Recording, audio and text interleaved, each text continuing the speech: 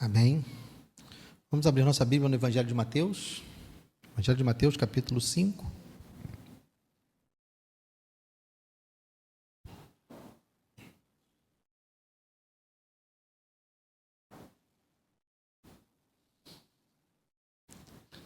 Evangelho de Mateus, capítulo 5.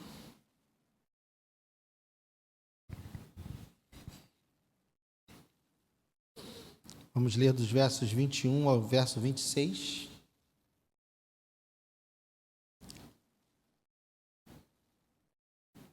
Diz assim: Vocês ouviram o que foi dito aos antigos: não mate. E ainda, quem matar estará sujeito a julgamento. Eu, porém, lhes digo que todo aquele que se irar contra o seu irmão estará sujeito a julgamento. E quem insultar o seu irmão estará sujeito a julgamento do tribunal. E quem o chamar de tolo estará sujeito ao inferno de fogo. Portanto, se você estiver trazendo a sua oferta ao altar e lá se lembrar que o seu irmão tem alguma coisa contra você, deixe diante do altar a sua oferta e vá primeiro reconciliar-se com seu irmão, e então volte e faça a sua oferta. Entre em acordo sem demora com o seu adversário, enquanto você está com ele a caminho, para que o adversário não entregue você ao juiz, o juiz entregue você ao oficial de justiça e você seja jogado na prisão. Em verdade lhe digo que você não sairá dali, enquanto não pagar o último centavo. Pai amado, obrigado, Senhor, pela Tua palavra. Fala conosco, Senhor, nessa noite. Ensina-nos, ó Deus, ajuda-nos a praticarmos uma justiça que seja em muito superior à dos escribas e fariseus. Que os ensinamentos do Teu Filho nessa noite nos ajudem, moldem o nosso coração. Fala conosco, ó Deus, apesar de mim, para a glória do Teu nome eu te peço, em nome de Jesus. Amém. Pode sentar, querido. Estamos agora, meus irmãos e minhas irmãs, entrando na parte prática do Sermão do Monte. Já fizemos todas as introduções e nós vimos na semana passada que Jesus agora vai nos dar 6 exemplos práticos de como a interpretação dos escribas e dos fariseus estavam erradas.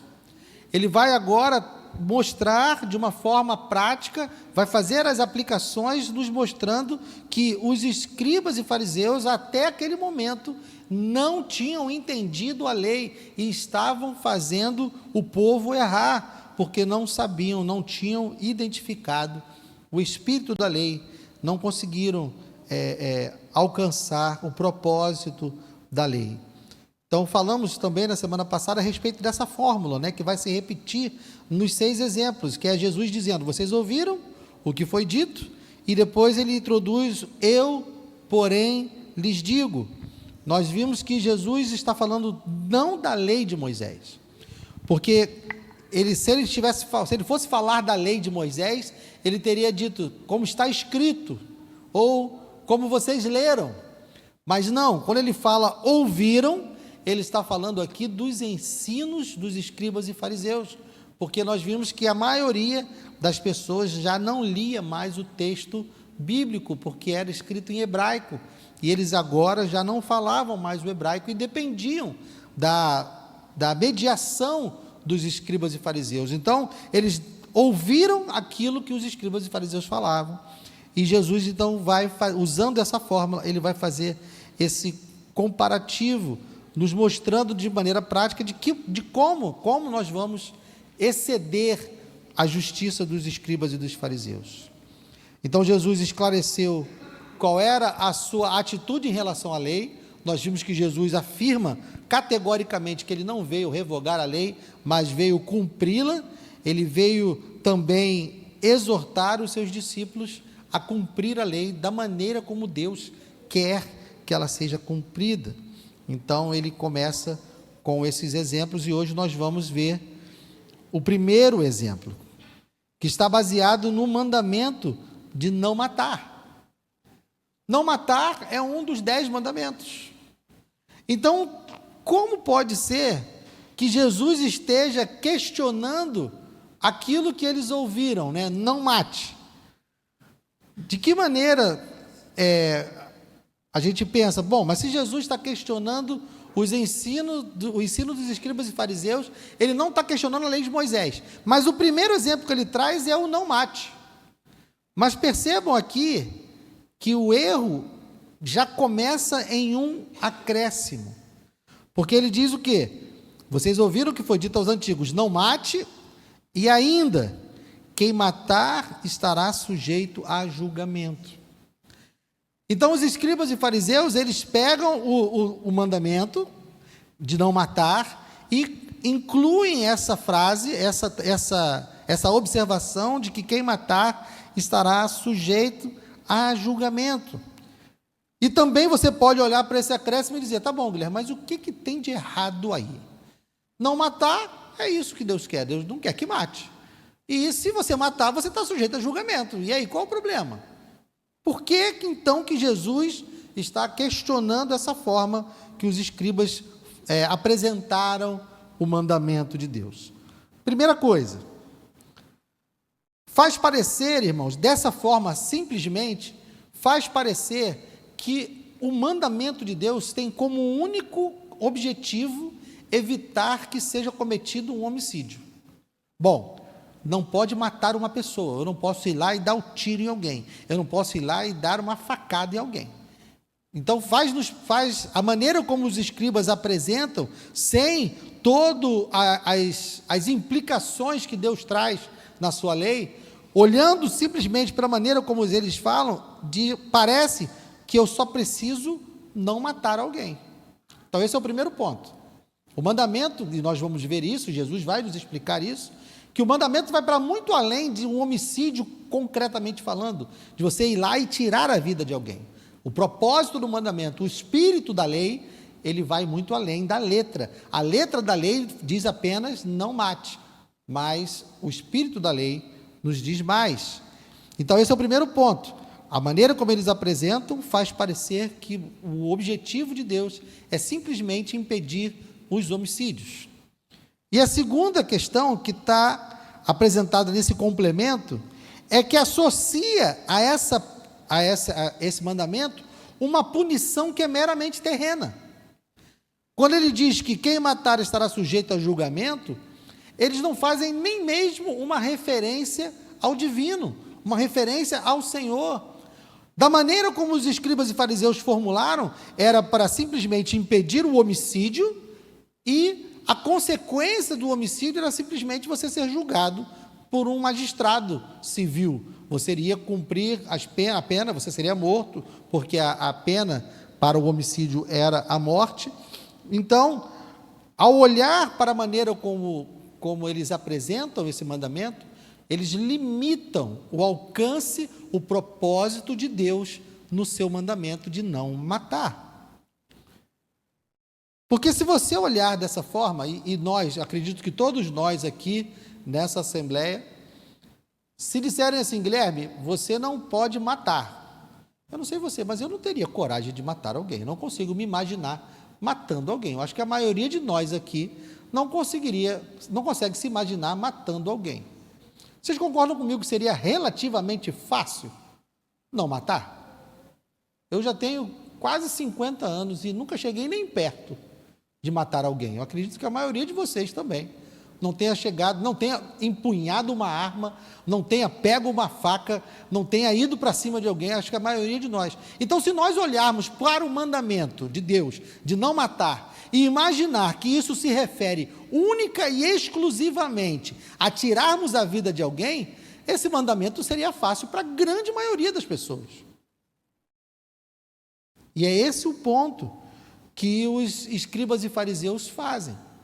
Quando eles associam o mandamento somente a essa atitude negativa, somente ao fato de eu não ir lá e tirar a vida de alguém, eles estão tornando o mandamento fácil, porque estão excluindo tudo aquilo que Deus pretende com esse mandamento. Então, na formulação dos escribas e fariseus, Eles poderiam bater no peito. Se toda a lei fosse interpretada dessa forma, da maneira como eles estão interpretando, por isso que era fácil eles baterem no peito e dizer: eu sou perfeito na obediência da lei. Eu não matei, eu não mato, então eu sou perfeito na obediência da lei. Eles, simplificando o mandamento, fazem com que eles possam bater no peito e se orgulhar de que eles são perfeitos na obediência da lei. Mas então Jesus começa o seu nananina, não é isso não. Jesus vai agora, no 22, vai dizer: eu, porém, lhes digo, e aí agora ele vai trazer então o espírito da lei. Lembra como eu falei na semana passada sobre os princípios que Jesus estava trazendo? E um deles era não olhar apenas a letra da lei, mas olhar para o espírito da lei, o propósito da lei. E Jesus então agora vai mostrar que as questões são muito mais profundas do que simplesmente você não tirar a vida. Jesus vai dizer: não era isso que tinha em mente. E ele vai dizer: aquele que se irar contra o seu irmão estará sujeito a julgamento. Quem insultar o seu irmão estará sujeito a julgamento do tribunal. Quem o chamar de tolo estará sujeito ao inferno de fogo. Então Jesus agora, ele traz aquilo que está na intenção, qual é o propósito de Deus no mandamento de não matar.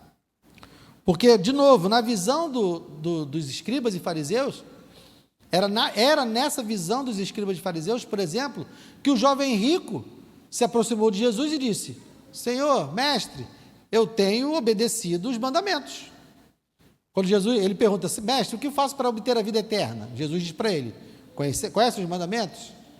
E aí ele diz: esse eu tenho cumprido. Porque nessa visão que os escribas e fariseus passavam, ele realmente poderia dizer que estava cumprindo.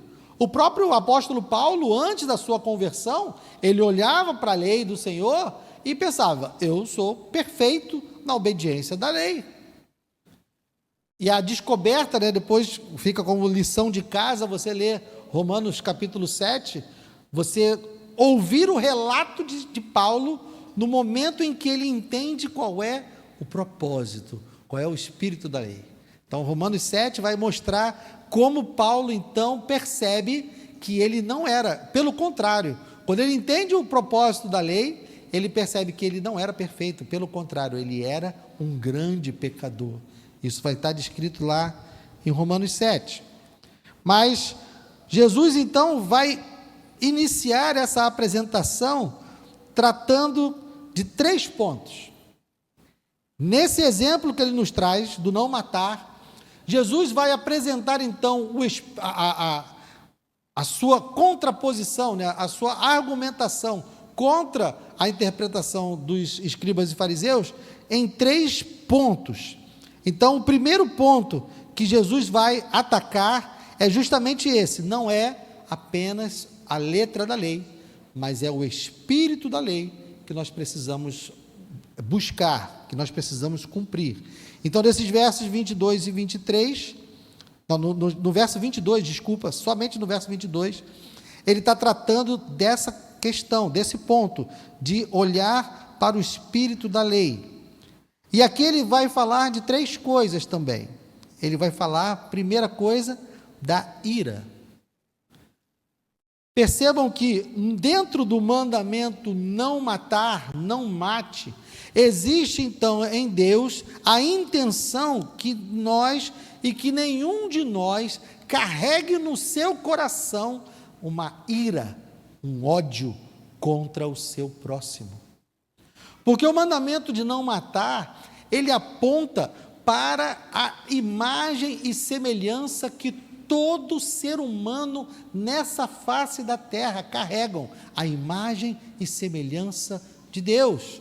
Então, quando Deus está dizendo para nós não matarmos, Ele está dizendo para nós valorizarmos a vida do outro como ele sendo a imagem e semelhança de Deus. É muito mais profundo do que simplesmente não matar, porque nós precisamos olhar para o outro, identificar no outro alguém que carrega a imagem do Criador, alguém que espelha a imagem do Criador da mesma forma que eu.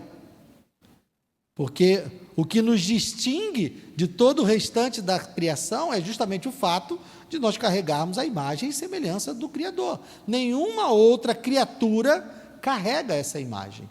Então, quando olhamos para um outro ser humano, nós precisamos entender que esse outro ser humano, independente de qualquer outra circunstância, ele carrega a imagem e semelhança do Senhor. Então, essa ira contra o nosso irmão é algo que nós não devemos cultivar, não devemos nos conformar em termos no nosso coração um ódio contra uma outra pessoa. Isso é quebrar o mandamento de não matar. Quando odiamos, quando estamos irados contra alguém, nós estamos quebrando o mandamento de não matar. Quando nós também temos desprezo por outra pessoa, porque o desprezo é olhar para o outro e enxergar nele menos, enxergar nele algo, vê-lo como alguém inferior.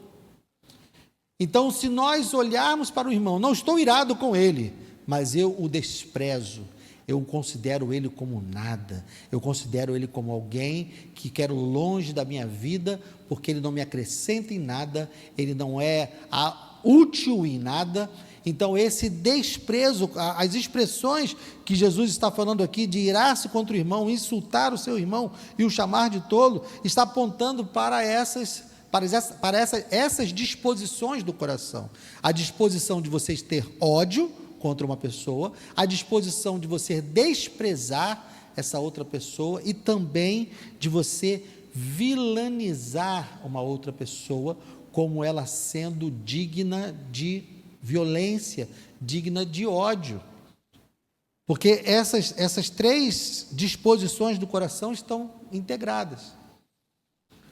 Então, por exemplo, quando nós falamos, eu sempre brinco com essa questão dos direitos humanos, porque só existe direitos humanos porque há um entendimento de que o ser humano carrega uma dignidade que é diferente de toda a criação.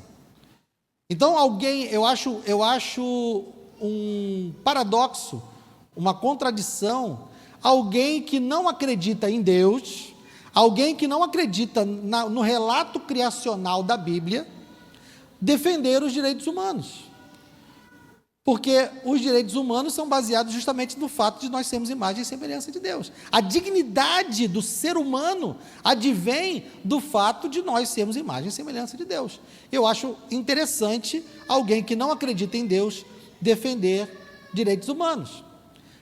No mesmo pé, eu também acho interessante e contraditório quando vejo um cristão que consegue olhar para uma outra pessoa e não querer que essa pessoa tenha direitos humanos, que essa outra pessoa seja considerada digna de um tratamento de um ser humano, a despeito de qualquer coisa que ela tenha feito.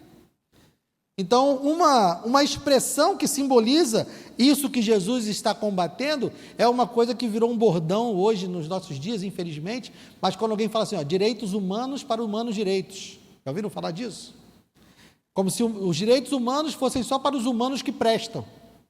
Então, quando eu digo que um ser humano não presta, e ele então não é alvo e não deve ser alvo de ser tratado com dignidade, ele não deve ser tratado com respeito que um ser humano merece, seja porque ele praticou algo, porque ele crê em algo, eu estou indo justamente contra o mandamento de não matar.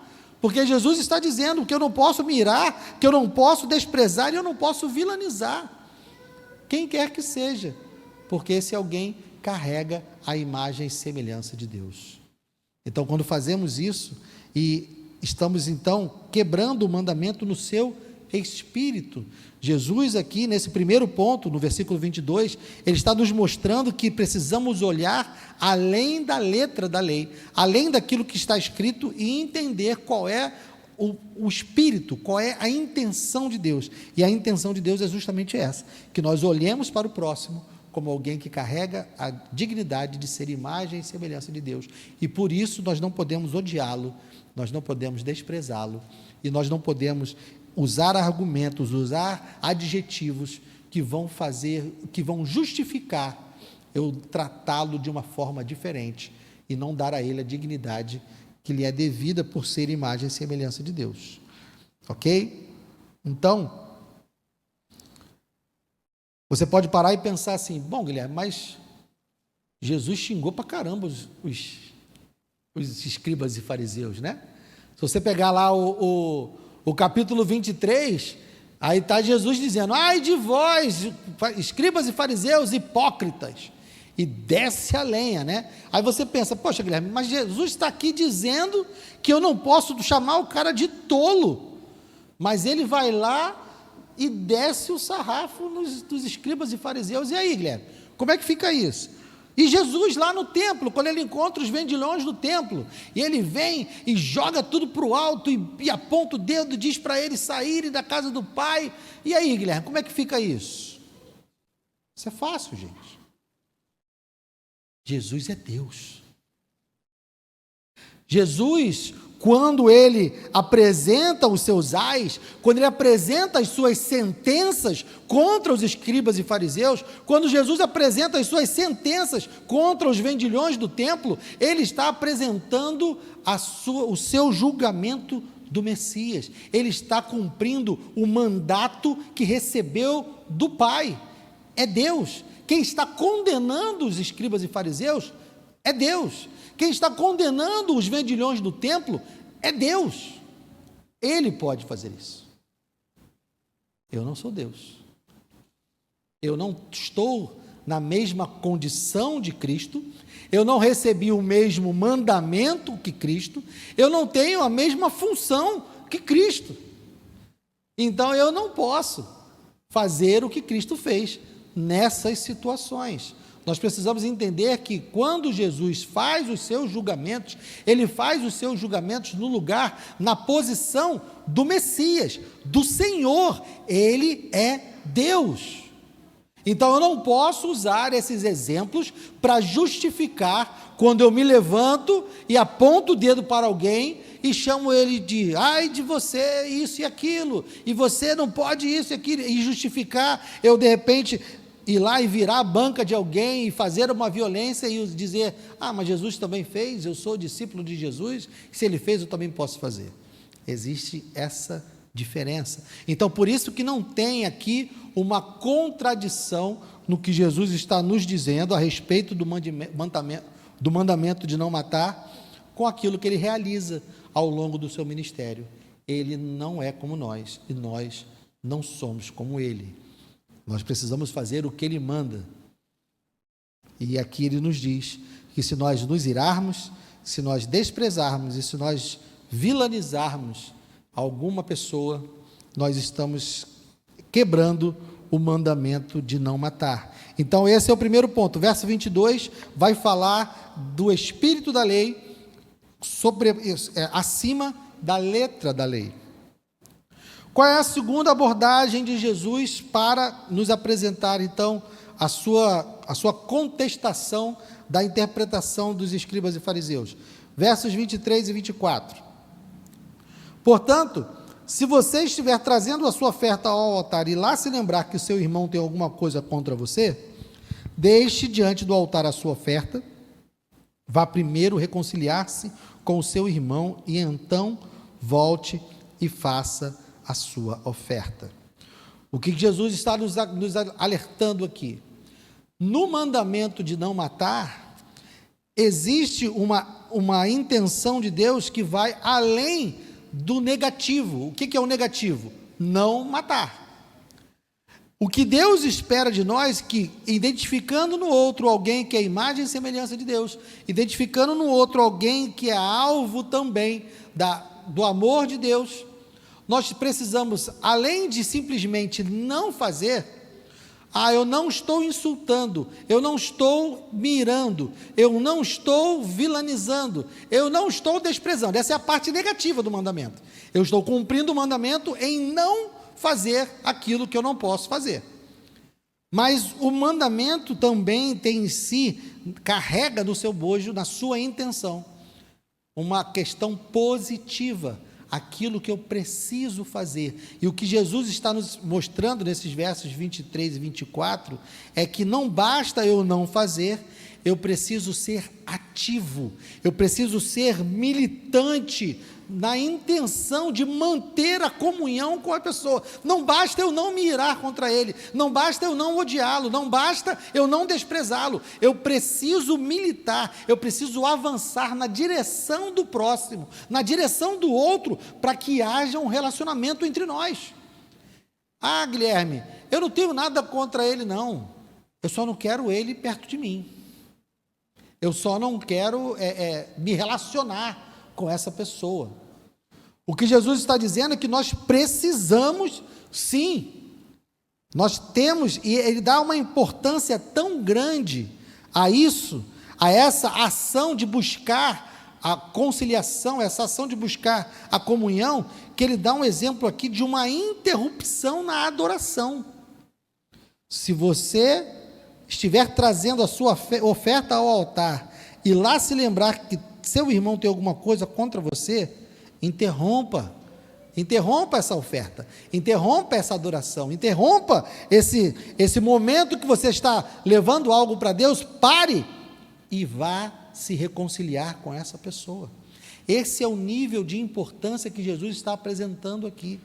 Então, se eu me permito simplesmente ignorar, se ele não gosta de mim, o problema é dele.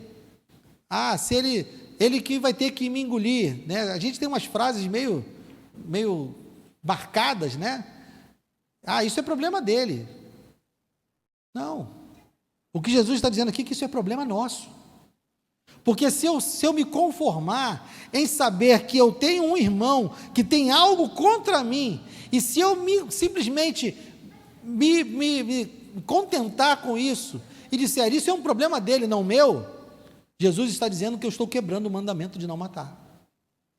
E Jesus está dizendo que a minha oração, a minha adoração está sendo interrompida, porque eu estou conformado e não estou buscando ativamente me reconciliar com essa pessoa. Se nós fazemos isso, se nós ficamos tranquilos em saber que existe alguém com algo contra nós estamos quebrando o mandamento de não matar. Jesus está nos dizendo isso. Terceiro argumento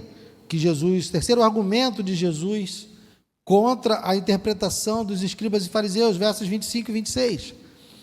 Entre em acordo sem demora com o seu adversário, enquanto você está com ele a caminho, para que o adversário não entregue você ao juiz, o juiz entregue você ao oficial de justiça e você seja jogado na prisão. Em verdade, lhe digo que você não sairá dali enquanto não pagar o último centavo. Aqui Jesus está chamando a atenção para a maneira como essa atitude de nós não buscarmos o irmão que tem algo contra nós, essa atitude de nós nos irarmos com o irmão, de nós desprezarmos o irmão, de nós vilanizarmos o irmão, essas atitudes, sejam elas as negativas e as positivas, quando nós negligenciamos isso, nós estamos também e principalmente ofendendo o próprio Deus. Porque a gente não pode pensar nesse mandamento de não matar e nessas implicações que Jesus traz de uma maneira simplesmente horizontal, que diz respeito simplesmente ao irmão. Eu estou aqui, eu carrego no meu coração uma ira contra o irmão, eu carrego no meu coração um desprezo contra o irmão, eu não estou fazendo nada contra Deus. Eu estou aqui entregando minha oferta, sabendo que meu irmão tem algo contra mim e não estou fazendo nada, mas isso tem a ver comigo e com meu irmão. O que Jesus quer nos alertar aqui nesse terceiro argumento, que esse comportamento afeta o nosso relacionamento com Deus. Nos coloca num lugar numa posição como que de adversários de Deus. Então nós precisamos corrigir urgentemente essa situação e entrar em acordo com Deus. Precisamos mudar a disposição do nosso coração, porque imagine, quando ele diz aqui, né, entre em acordo sem demora com o seu adversário, enquanto você está com ele a caminho. E aí o Martin Lloyd Jones vai usar uma figura que eu achei interessante, que é como se você estivesse andando com Deus, né? Então você está com o seu adversário no caminho, e você está andando com Deus, e lá no meio dessa caminhada com Deus, Deus olha para você e fala assim: Guilherme, e aquele ódio que você carrega no seu coração a respeito de fulano? O que você está fazendo a respeito disso? Você não acha que já deveria fazer algo? Como é que está a sua relação com o seu irmão? E Deus está dizendo para mim: olha, você precisa corrigir isso agora. Você precisa resolver isso agora. Porque senão, o seu problema vai ser comigo. Imagine Deus caminhando com você, interpelando você a respeito dos sentimentos que você tem no seu coração, a respeito de fulano ou de Beltrano, e quando ele fala, ele sabe do que ele está falando, né? E ele conhece o que a gente carrega no coração, e você se lembra de tudo que você sente a respeito dessa pessoa, e Deus vira para você e fala assim: olha, corrige isso urgentemente, porque senão o seu problema vai ser comigo. É isso que Jesus está nos dizendo. Nós precisamos entender a seriedade, porque eu não estou pecando apenas contra o irmão, eu estou quebrando um mandamento do Senhor, eu estou desobedecendo uma lei do Senhor. Então, se eu carrego ódio no coração, se eu desprezo uma pessoa, se eu trato ela como alguém, como um vilão, alguém que é indigno de receber um tratamento de imagem e semelhança de Deus, se eu simplesmente me conformo em saber que ele tem um problema contra mim, que ele tem algo contra mim, e não faço nada a respeito, todas as vezes que eu faço isso e quebro o mandamento, eu estou entrando em inimizade com o Senhor.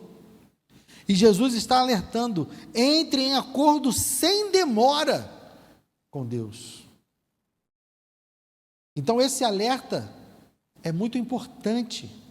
Jesus está nos dizendo: é muito sério. Nós precisamos corrigir isso. E agora o mandamento ficou difícil, né, gente? Quando era só não matar, estava fácil para todos nós aqui, eu acredito, né? Estava tranquilão. Quando a gente pensava em não matar, todos nós botávamos a nossa cabeça no travesseiro e falava: nesse ponto aí eu estou tranquilo. Nessa questão aí, eu posso até não gabaritar a prova, mas essa questão eu já acertei. A gente botava a cabeça no travesseiro: eu posso não tirar 10, mas 0 eu também não vou tirar, porque eu não matar, eu vou lá e resolvo. Mas agora, com as explicações que Jesus faz a respeito dos propósitos da lei, aí agora a gente deita a nossa cabeça no travesseiro e pensa: meu Deus, tem misericórdia de mim. E nenhum de nós, e se os fariseus e escribas tivessem entendido de fato a profundidade do mandamento de não matar, eles também não estariam nas praças batendo no peito e dizendo: sou perfeito no cumprimento da lei.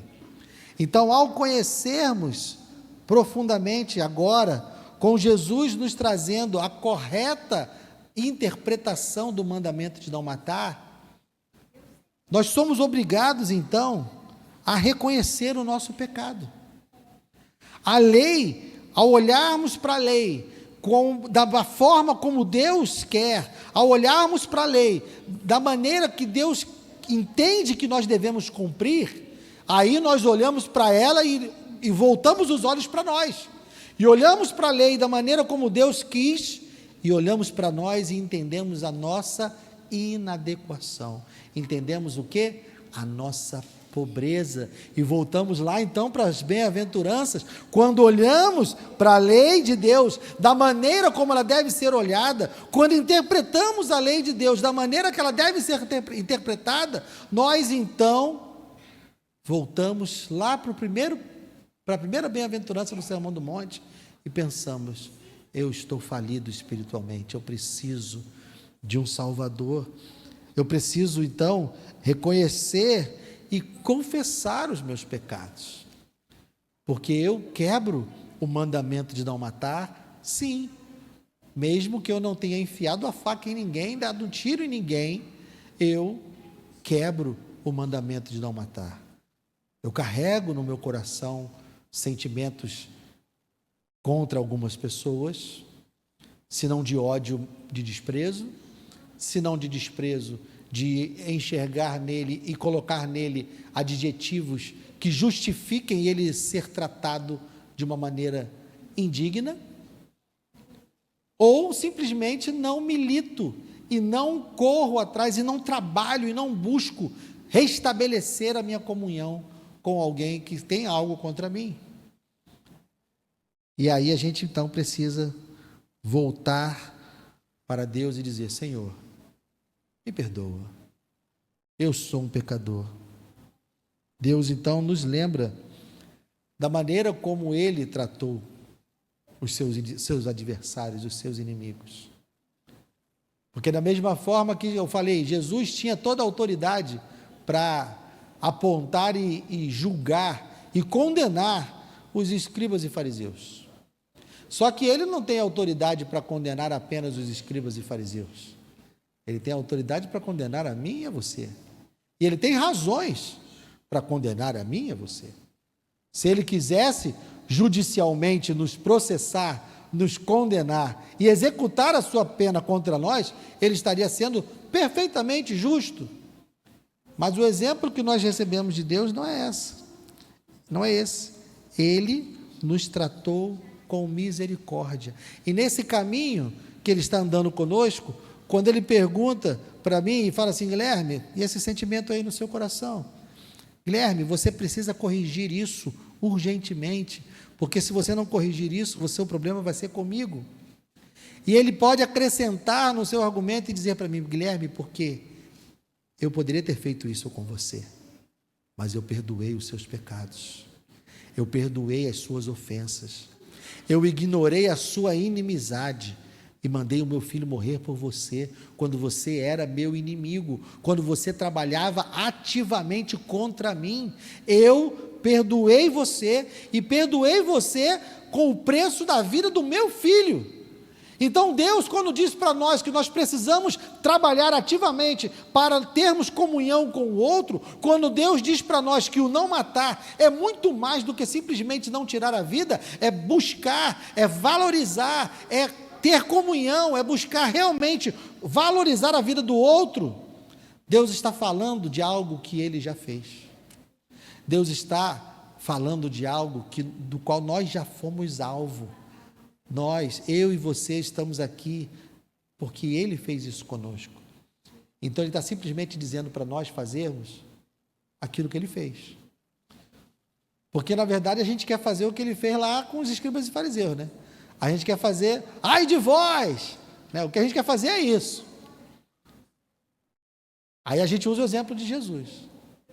Mas o exemplo que Ele quer que a gente siga é o exemplo do perdão, é o exemplo da comunhão, é o exemplo de pagar um preço, de ter um custo para termos comunhão uns com os outros.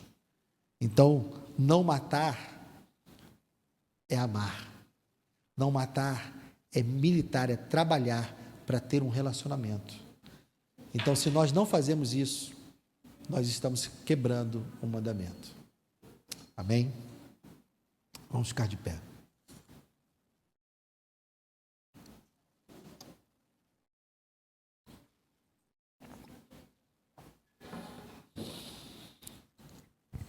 Pai amado, obrigado, Senhor. Obrigado por nos esclarecer a profundidade da Tua palavra e dos Teus mandamentos, Senhor. Perdoa-nos, ó Deus, se olhávamos para esse mandamento e entendíamos, bom, esse eu cumpro. Desse eu não posso ser acusado. E tinha no meu coração uma disposição igual à dos escribas e fariseus, que simplificavam o teu mandamento, reduziam o seu mandamento, para torná-lo fácil, para poderem bater no peito, nas praças, e dizer que são perfeitos. Eu também fazia isso, Senhor. Então, obrigado, Deus. Obrigado porque o teu filho fez esse sermão, fez esse discurso, esclareceu que o teu mandamento é muito mais profundo do que apenas tirar a vida de alguém. Tem a ver com valorizar a vida de alguém. Tem a ver com reconhecer a dignidade do outro, em reconhecer que esse outro é alguém como eu e que também é alvo do teu amor e que eu preciso tratá-lo, e eu preciso amá-lo, e eu preciso buscá-lo da mesma forma que o Senhor fez comigo. Porque senão eu estarei desobedecendo a Ti, senão eu estarei quebrando a Tua lei. Perdoa-me, Senhor.